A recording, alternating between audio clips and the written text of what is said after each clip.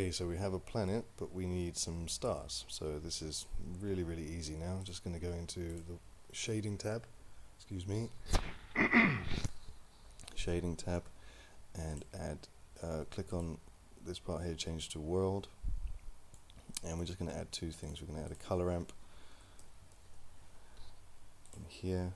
Let me change this to render view so we can see what's going on, and a noise texture. It's amazing the things you can do with these nodes. And I'm going to plug the factor into the factor here, and then the color into the color here.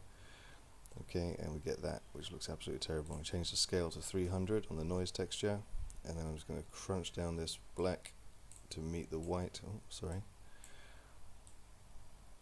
until I have what I think looks about right. That probably looks about right. Yeah, and there is no sun in this scene at the moment, but if I wanted to, I could use this background has a built-in emission. I could get some ambient light from the stars all around there, but that's a bit unnatural because they're not that bright.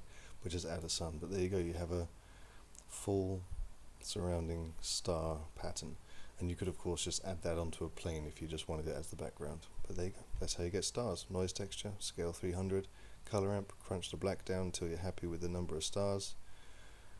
Yeah, that's maybe a bit more realistic, I don't know. And that's it. If you found that useful, please drop a like. Thanks very much.